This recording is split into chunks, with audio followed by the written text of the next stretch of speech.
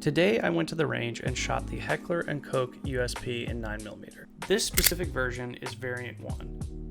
There are many different versions and variants of the USP, most notably being the tactical, expert, match, and elite models being the most significantly different than the base model. This model, being the variant 1, just means that the safety lever is on the left side of the frame and is also a decocker. I first became familiar with the USP from playing popular video games like Counter-Strike Source and Call of Duty 4.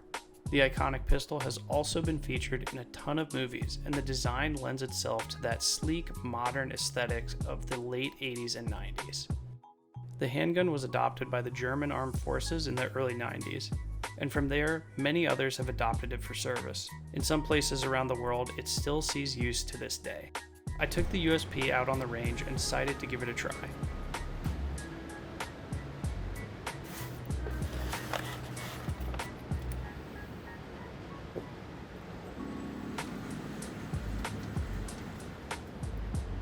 The first thing I noticed was its size. It's a decently sized handgun.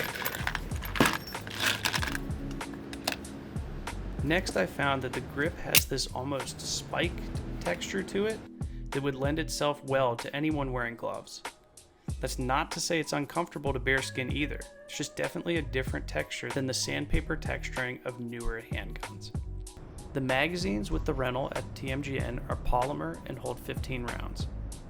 I've learned that these are unique to the 9mm and 40 Smith & Wesson models, and that the 45 ACP models and the USP Expert in 9mm use steel magazines. I thought this was an interesting detail, and I'm curious if the 18-round steel Expert magazines would fit in this model that I'm shooting. The trigger is a double-action, single-action trigger with a decently short reset. The reset is audible, and you can feel it easily as well. The sights themselves are standard 3-dot sights, easy enough to pick up, learn, and train with. To use the decocker, you simply press all the way down on the safety selector.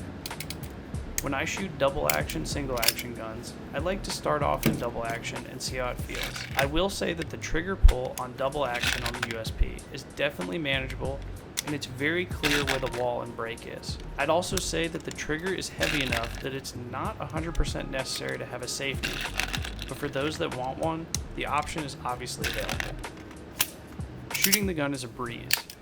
I personally love German firearms, and specifically HKs, so I may be a bit biased. I will say one criticism of the USP is that the slide being so big, it did take me a little time to adjust for the recoil, but once I did, I was making bullseyes and putting the gun through its paces. Thanks for taking the time to listen to my thoughts on the HK USP. For more videos like this, smash that subscribe button and let me know what you think in the comments.